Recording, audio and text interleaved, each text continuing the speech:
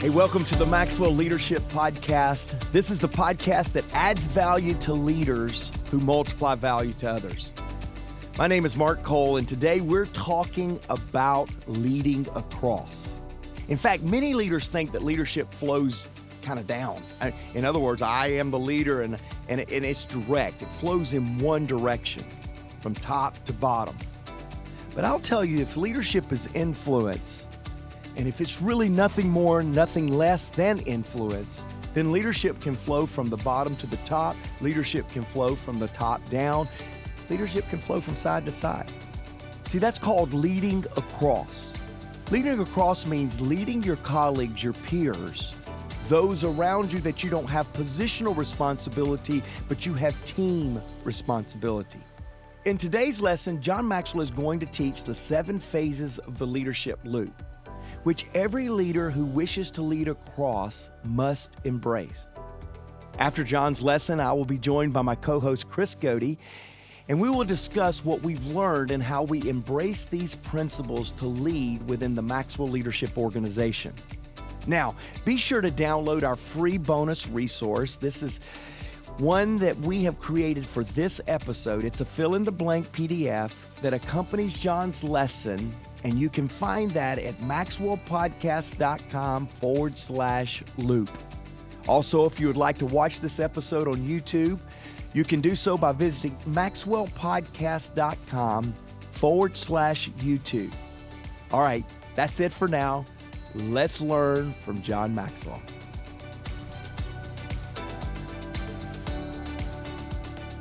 Most important thing I can say about leading across, leading your peers, your colleagues, is to understand, practice, and complete the leadership loop. And I'm going to explain the leadership loop to you. Leading peers is not a one-time event. It's an ongoing process. The problem for some people is that they try to lead others too quickly. They try to take shortcuts. They cheat the process. But if you want to lead across effectively, you need to complete the loop. Here it is. Number 1. First step in the leadership loop is caring. Number 2 is learning. I'm going to come back and explain all these for you. Number 3 is appreciating.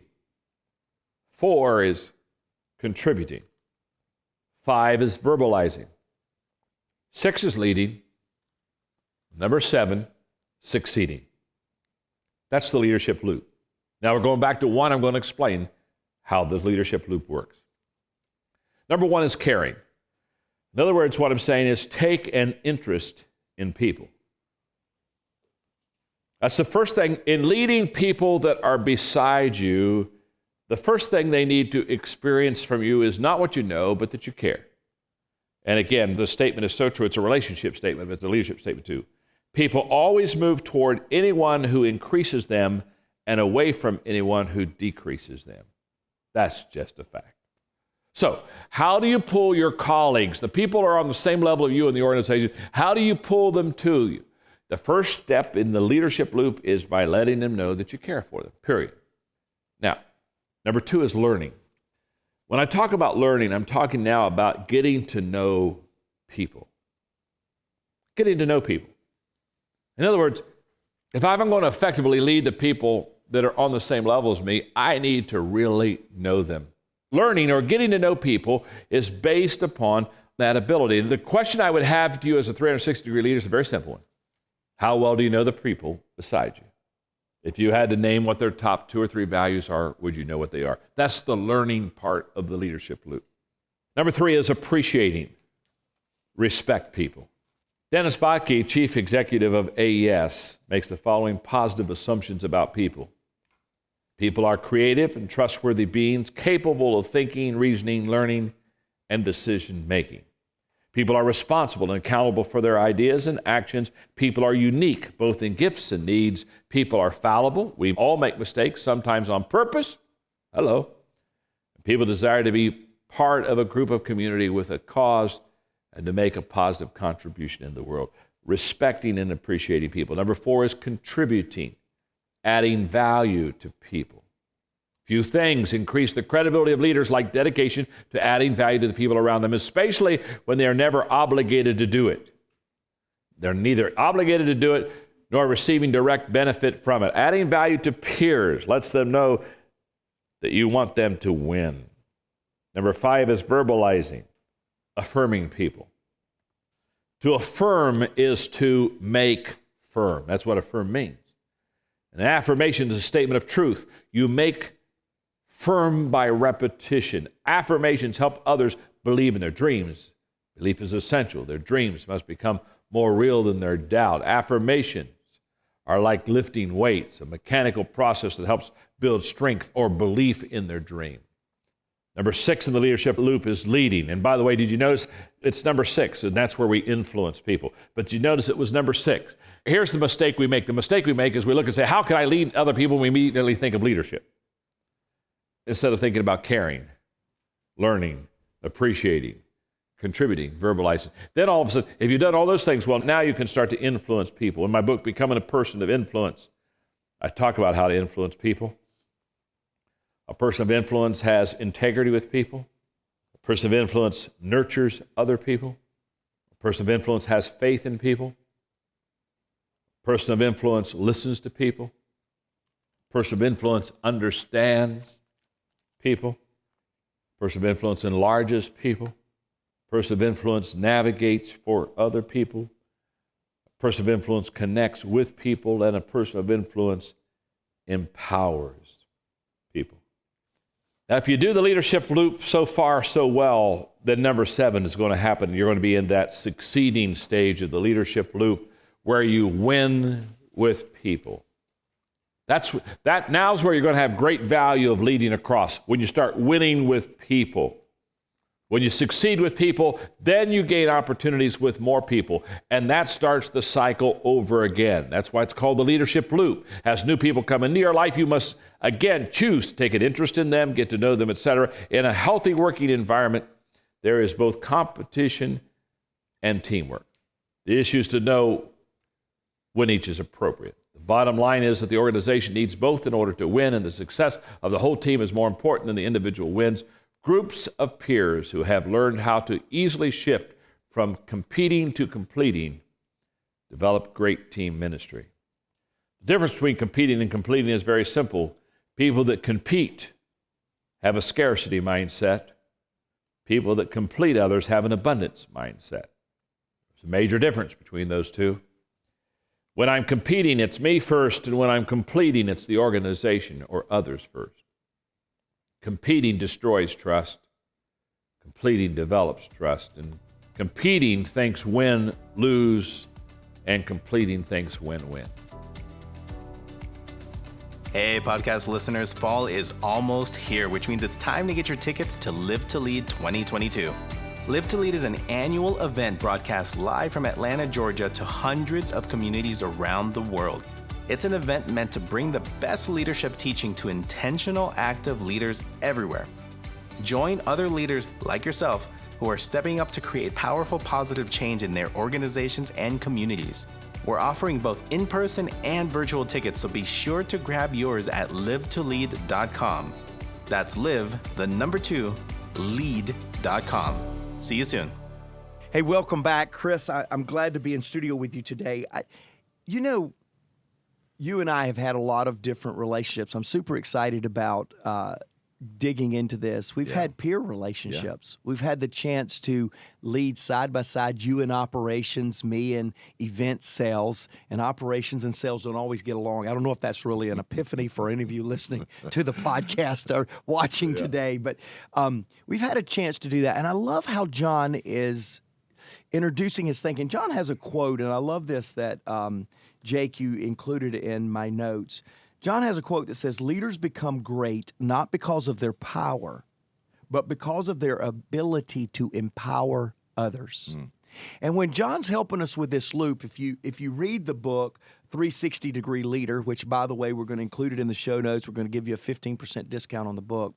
But if you'll read the book, John is teaching this loop, Chris, for people like you and I have been working side by side.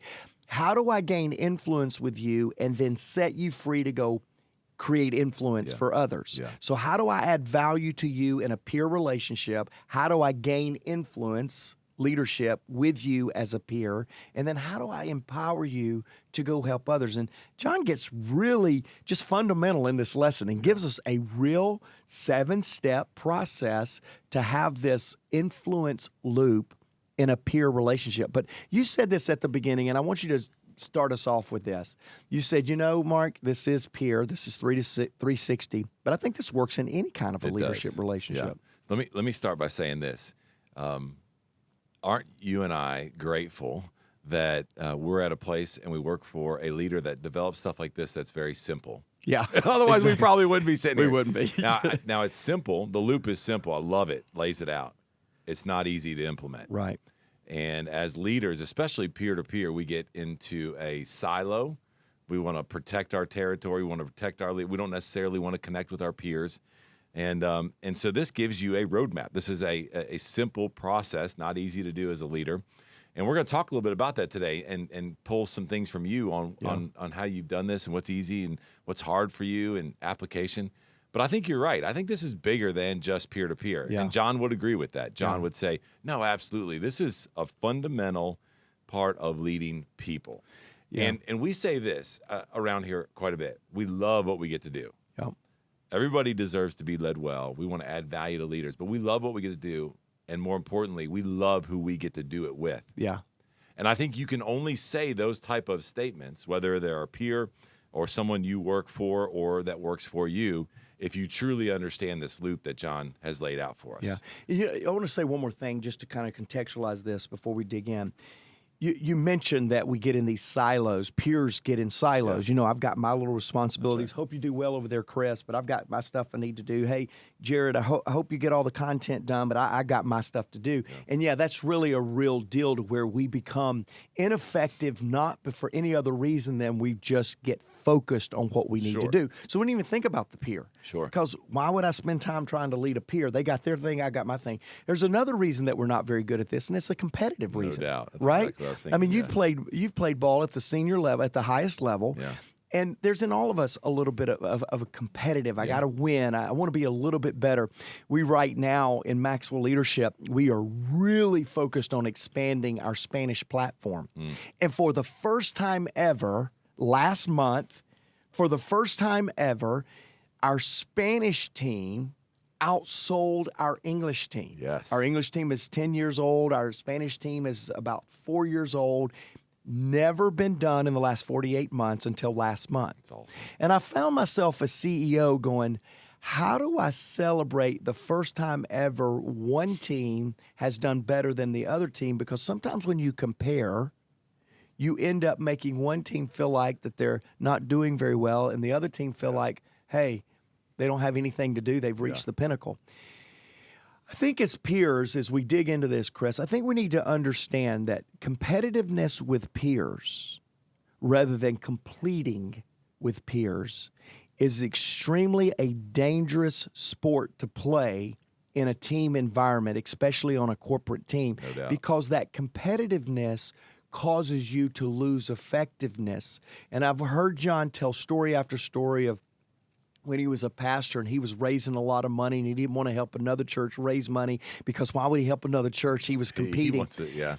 I think you really have to check. Now, your drive to succeed is one thing, but when you are a competitive person like you and I, and you're in a peer relationship, your competitor has to be yourself, not the person you're trying to influence. That's right. And so I just want to say that because silos inhibit our ability to influence at a peer level, but so does competitiveness. Yeah. And just keep that in check. Yeah, and just two thoughts on that, and then we're going to dive into this loop. You challenge us as leaders in this organization to compare against what we have done in the past. Right. Not compare against what another business unit is doing. And I think that's healthy to do that, and you got to have that focus. Otherwise, to your point, everybody's got a little bit of competitiveness in them. And what ends up happening, not only do you, where you kind of had a little bit of angst of how do I talk about what we've done, in 4 years, and finally the first time ever more than the English platform. Not only is that maybe a rub for the team, but then the leaders of those business units inside your organization, and then they are peers, go, well, you know what, I'm not going to share any more information. And what you end up doing is creating a subculture inside that organization. Yep. So we got off on a little bit of tangent there, Yep. but I think that's good I think it is context too. for what we're talking about here with leaders and peers and all that stuff. Let me say this too. This is not just inside your organization. And Mark's going to talk a little bit about this. I'm going to ask you a couple questions around when you think about peer-to-peer, people go, oh, it's the peers inside my organization. Right. It's peers outside the organization. right. You have a lot of peers. Matter of fact, you have more peers now outside of the organization than you do inside the organization as the CEO. Right. So I want you to think about this loop and these principles that John has taught us today, that they apply outside of your organization Yep. as well, and know that. So here's what I want to do. You've led at all levels throughout our organization, and right before we went live here, I asked you, I said, let's talk a little bit about the ones that maybe they're a little bit harder for you. Maybe you stay a little bit too long in the loop, and then what just comes naturally for you, where you don't even think about it, and we're moving on, and you just naturally do it. And you so graciously said, yeah, let's talk about it. We'll air the dirty laundry of Mark's leadership style. If we have time to air the dirty laundry. There's quite a bit of dirty laundry in here. So let's talk about this, because I want our listeners to take these principles that John gave us, and we're just going to probably pick 2 or 3 of them, talk about them. But I want them to hear real life application from Mark's leadership style and what that looks like. So let's dive in. Tell the listeners and those that are the viewers that are joining us via YouTube, tell them a little about, when you look at this loop, what's the one that you really kind of, again, hardest, it may not be the right word, but where you just kind of maybe stay a little bit too long as you think about influencing your peers or people with inside your leadership? Yeah, and I love this exercise, and typically we just cut on the mics and we try to be really raw so it's very applicable. We did talk about this a little bit, and I paused for a minute, Chris, and I didn't tell you this before we started recording, but I'll tell you now, because you said air out dirty laundry. It was a toss-up between the one I'm going to share and the other one, which is caring. Now, you wouldn't have thought that because you and I agreed on what the one I stay at the longest, and I'll share that in just a moment. But here's the deal with caring. I am a relational person, but I'm a relational person with an agenda. Forgive me, everybody, for just admitting that, okay? We just got real. Matter of fact, we're going to go a completely different direction, because now I'm going to interrogate Mark Cole and his leadership. But I love that. I love the vulnerability. I'm a very relational and you're like person, Pace, right? But I have always naturally cared for a purpose. Yeah. The longer I've been around John Maxwell, the more I care for a purpose, because we're always intentional, always going. So I struggle with that, because now let's talk about who we're talking about. We're talking about peers. Yeah. So I love you. How's your mom and them? We're good. I don't really care about your business. I got an agenda over here. I've got to run my business. Yeah. And so I really paused. You'll remember when you asked me that question before we started recording, I paused because I went, would it be caring? Would I share that if it was caring? Do I want people to know that I care for an agenda? I went through all these mental calisthenics. I really do have to work to care about somebody else's agenda. I'm a relational person. I care about the agenda of the people that I'm leading, but guess why? So that I can help them be more effective, so we can do great things together. And so caring for a peer takes a discipline even for a relational person. And for some of you that are relational like me, I just set you free because you admitted something. Yeah. Okay. And I think you shared something that a lot of people think that don't talk about it. That don't share that. Admit it. They don't talk about it. They don't even especially admit not it to for millions themselves. of people that are listening to this podcast right now. But yeah, that's a true statement. But let's talk about the one that you and I both agreed that is the one I stay the longest, and it's actually number 2. It's learning. And it's not that I don't love to learn. I can remember as a 4 or 5-year-old kid just reading. I love to learn. I love a lesson. A lesson learned is better than a buck put in the bank, in my opinion, because the return on a lesson is brilliant. But why would I answer that I stayed there the longest? It's because, one, I'm vetting the lesson. Again, you said air the dirty laundry. When I'm learning something from somebody, I'm vetting it from what I really believe. I'm a very strong-willed, very opinionated person. I bet you that's the first time you were aware of that, Chris. And what I realize is in learning a lesson, I really want to make sure it's a lesson or it's somebody else's opinion. I want to make sure if it will stand the test of something or if it's just a cute little idea. Yeah. And so I stay long with a lesson because when I determine that it is a lesson, I want it to drive the behaviors and the beliefs deep within me. And so lessons and learning is extraordinarily important to me because as I discover things, lessons, things that I learn along the way, I really expect a return for them. So I stay partly because it's hard, it's difficult to learn. I stay also because I'm vetting, am I really learning? But I also stay because when I am learning, I want a great return off of whatever that lesson is that I'm learning. So let me interrupt you for a second. So when we take this learning, because you are an avid learner, and we tie it to your peers, and we tie it to learning about them, learning what they do, learning their skill set. I'm not going to say that you are you challenge what they think, but you want it to stand the test of time. You want, from an integrity standpoint, for it to be lived out in that individual. You want to learn more about them and see that fleshed out. And that's what takes you the longest in regards to learning and connecting with people, because you do the same thing with concepts and principles that you would do with people. I do. In fact, I think that when we talk about learning, and you're talking about in any kind of a setting, whether it's from a book, from a person, that how you receive it is what the lesson is all about. So let me tell you, I think when I learn something about you, Chris, I can discover something about you and appreciate that. So I really learned it. But I think when you give me insight into you, it's one of the most important things that you could ever give me, because I should do something with that lesson, that whether it's from a teacher, whether it's from a boss, somebody above us, whether it's from a book, when somebody gives you the gift of insight, then it should be treated as something that deepens your ability to be effective. So when you take a moment and you share something about you, I'm learning about you as my peer.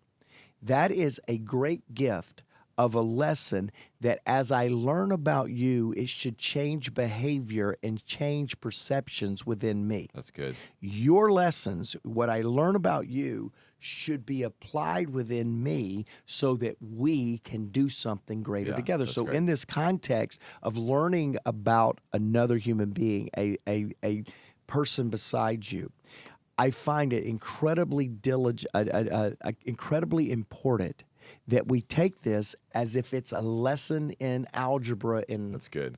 sixth grade. Good. Yeah.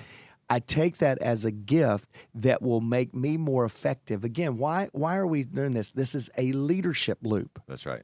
This is not a relationship loop. If it's a relationship loop, tell me about your mom and them. Tell me about something that you like. Oh, that's good. Let me celebrate it. No. This is a leadership loop. I'm learning from you so I can be more effective with you. I have seen you, as you were talking about that, I've seen you do that with different people in our organization, so that they want to follow you, so that they want to be a part of the bigger picture, the mission, the organization that we are doing. And I think so many people, we talk about this in different leadership things, and you see this all the time, where they get an opportunity to be a part of an organization, a part of a team, and have a peer, and they forget all about the caring. They forget all about the learning. And as John mentioned, a lot of people go directly to number 6 in the loop, which is leading, and they're missing the foundation of influencing and connecting with people. Let me give you one example, okay? Yeah. You don't have a clue where I'm going, but it's all about you, okay? This is all, again, please contextualize, because I did spend a good bit of time talking about lessons that I learned, but this is a leadership loop, not a relationship loop. Now watch. Just recently, you gave my wife an experience that I would have never thought of. You listened to her about a year ago talk with your wife about something that she wanted to do. And when the opportunity came up, you brought it up to Stephanie, which I guess is a peer. It's definitely a relationship. You don't have a working relationship with Stephanie, but you both were on the same page trying to influence the call where we're going. You took time, just happened. You took time by reminding her what you heard her say before and how you have been diligently working on giving her an experience she could not have gotten by herself. Last night, And in multiple nights since, what she has done is she has shared with me the significance, not of what the experience is going to be, of how that linked back to what you learned about her in a conversation that was irrelevant to a relational thing. Oh, it was good to know Stephanie had this ambition, this bucket list. That's all wonderful. No. You have a leadership hat on, and you learned a lesson and applied it. Don't miss that is all relational. Got it.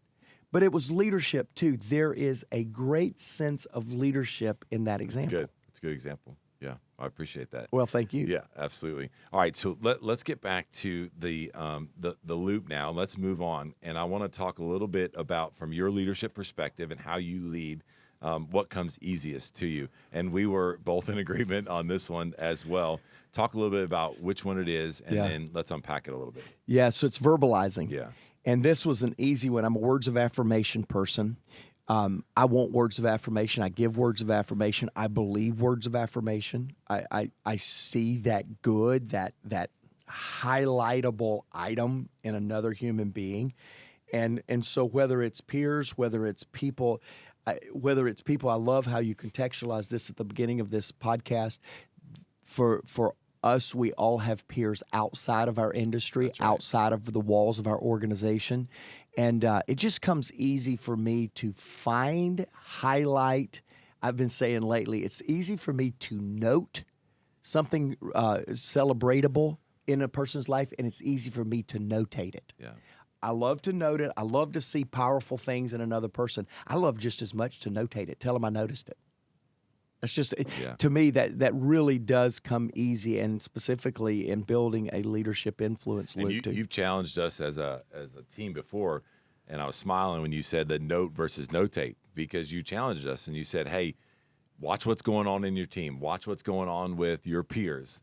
Make a note of it, but then I want you to notate it, and it's been powerful because you've been able – now with text and it's so easy to notate to people what you have been able to see and observe in their leadership and verbalize that to them. So what does that do? Whether they're a peer or whatever, it raises your influence. It raises your connection, and everybody wins. The organization wins, you win, they win, everybody wins across that. Now, with this, we've also talked a little bit about when one of these areas in this loop come very easy to you as a leader. There's a blind spot to that. There is hey, maybe I do this too much. Maybe and I'm smiling at Mark, right? Like it just comes so naturally, and it oozes out of you as a leader that you don't want it to come across to where it's not authentic in the communication and connection with them. Talk a little bit about that from your leadership, what things you've learned on how to control that. Maybe you want to I want to notate that. But then you've held back, and then maybe other times where you've reached out to people that you're not even that close to, but are a peer in the leadership world. And you've done it, it's had a great impact. Just talk about some of those examples. Yeah, so about 14 years ago, maybe 15 now, I can remember, I could give her name. I can go back to the conversation. A friend of mine that was not under my leadership but was on the same team came to me and said, this person over here does not like you. I thought we had a great relationship. And, I struggled with people pleasing all of my life. John helped me go from pleasing people to leading people. And it bothered me so bad. And I said, why? And they said, because they think you're fake. And I went, I'm fake? And they said, yeah, you compliment people too much. You verbalize affirmation way too much. And I went, how do you verbalize affirmation too much? I think the world can't get enough affirmation. I mean, give me some more. Give me some. If they're breathing. Yes, if they're breathing, they need affirmation, right? It really was perplexing to me. And I sat down with the individual. I said, can you help me understand how I compliment too much? And she said to me, there is no way you can believe that much good about another human being. And I worked through that. I really do. And then she said, here's the really straw that broke the camel back. I heard you telling one person the same thing you had told somebody else the day before.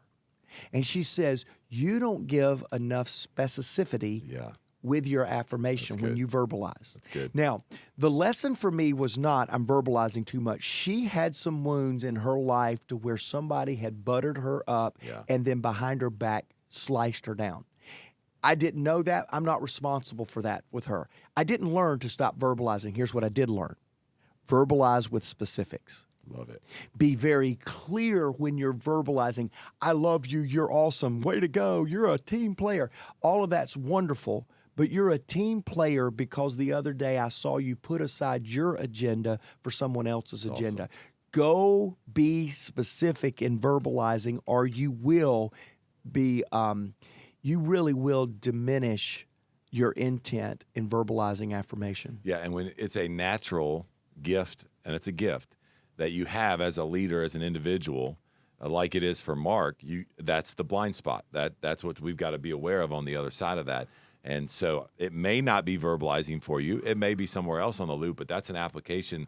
That's something that we want you to be aware of through Mark's leadership that you need to pay attention to. Yeah. The last thing I'll say about this, and then I'm going to throw you a little curveball, and we're going to talk about one more, is that I have seen you I've seen your growth in this, and I've seen you a lot lately where not only are you verbalizing with specifics, but you're tying it to a value of the organization. So think about this, right? We have peers inside our organization.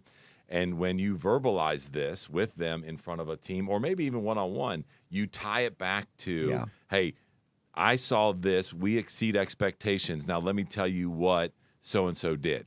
Yeah. And so not only are you specific on the value that you want to verbalize and lift up in the culture of our organization as a leader, but then you're specific with the example. And I can think of several of them. And so I would just encourage you not only to be specific, as Mark talked about, but then tie it to the value that's important to you or the organization. Yeah. All right, the last one I want to talk about, this comes, I've seen you do this and from a leadership standpoint where John talks about, and this is an infinite loop, right? We know that this is going to be ongoing, where he says, hey, the last one is succeeding. And what I love about this, notice we didn't even talk about leading, number 6 today, right? Like you do all these other things, you're going to be able to lead. Where he says, man, we want to win with people. Yeah. We want to do this with people. And you want to do it with your peers. You want to do it with those that are on your team. Talk about the importance of this to you as a leader of, man, we're not doing something alone. And as we grow our influence, we've got to be paying attention to what's going on with our peers because they're leading other units and, rising tide raises all boats. And we want to win together. Talk about your passion as a leader to do that with people, with leaders, and not to succeed on your own. I love John's definition of success. We're talking about succeeding. I love his definition of success where he says success is when those that know you the most think the most of you. And I think so many times we want to be seen as a world leader or as an influencer. We want people that have to say we're good people because we sign their checks. We spend more time in wanting people that get benefit by saying we're successful to get us to say that we're successful. Or we spend so much time getting someone that can promote us to more success to see us as successful. What I love about succeeding in this loop is you're succeeding with people that don't have to say you're successful, and you're succeeding with people that you don't try to impress so that they will promote you. That's right. This is success with people that has no vested ability to promote you or to help you succeed. And when you can succeed with your peers, you have real success. Yeah. You have a success because those that know you the most, people that think like you, they're the people that have the same amount of responsibility or not. They're the same people that have the same frustration of being the second man, third man, 10th man down the pole. They have all the same challenges, and they watch you from their vantage point, and they go, wow, that guy is successful. Yeah. See, in our organization anymore, Chris, you know this. In our organization anymore, and I've had to hire even recently some outside talent that I just needed to help me get to a certain level in the organization. When I promote internally or even somebody from the outside in and give another promotion, it is extremely important to me that their peers demand their promotion before I, as their, forgive this word, superior, promotes them. Yeah. And when peers are saying that person needs to be promoted, you have been successful at peer-to-peer leadership. Yeah, that's good. Well, I've seen not only you do that with individual leaders, but then also different business units inside our organization.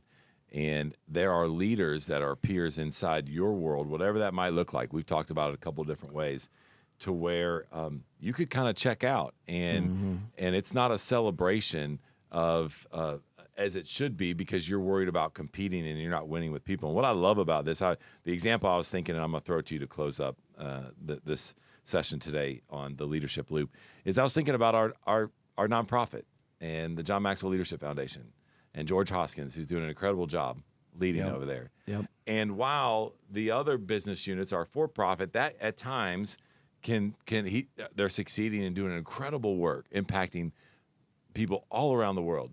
And yet we could just sit over there. He's a peer of mine, right? And he works directly and reports directly to you. But we could just sit over there and say, "Man, you're doing a good job," whatever. Yeah. And be like, "Man, I wish my numbers were that good." But instead, we are celebrating, and we want to help complete him, and how can we help him, and all those different things. And so I think it's really encouraging to make sure. And we started off by talking about this silos, and we talked about subcultures, that as leaders, we get it. You're competitive, and you're on a career path, and you're on this track. But man, I want you just to slow down a little bit and think about the peers that are inside your life, and some of the examples that Mark, you shared with us, and how do you do a better job of influencing and connecting with those by applying the principles that John gave us in this leadership loop. Yeah.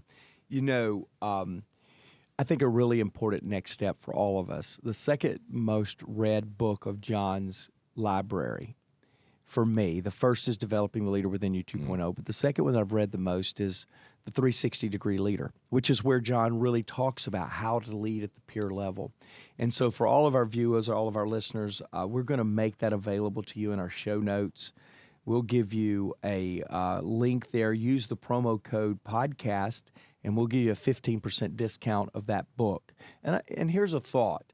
Buy that book for a couple of people on your team. Maybe give that book to a peer or two that you're trying to gain influence with. I think you're going to really find that very, very beneficial. I want to close today with a listener comment. In fact, it's going to be a listener comment question, but it's from Mandul. He listened to the podcast Leading Difficult Personalities. I can't remember, Chris, if you were my co-host in that, but I bet you were my case study. Leading Difficult Personalities. I'm not answering this question, by the way. We'll put that link in the show notes as well. But here's what Mandul said. He said, "I'm very grateful for this podcast. It's really helping me grow. Is there any podcast or book that helps in knowing my leaders better, something that helps me figure out the big five with my team?" And there's two books that really kind of come to mind as you're asking that question, Mandul. Number one is The 25 Ways to Win with People. Brilliant book on just the qualities and the ways that you can interact with teammates, peers that will help you. That's 25 Ways to Win with People. The other is The 17 Qualities of a Team Player. The 17 qualities of a team player. And I'll tell you what we'll do, since Mandul was so good at asking such a great question, and plus he has a good taste of podcasts. Mandul and team, we're going to put those books in our show notes, and using podcast as the promotion code there, we'll also give you 15% off of those books as well. Mandul, thank you. Thanks to all of you that listen, that view. Chris, thank you. Thank you. Guys, we do this for just really a very important reason. The world needs you and I to powerfully, positively change the world around us, because everyone deserves to be led well.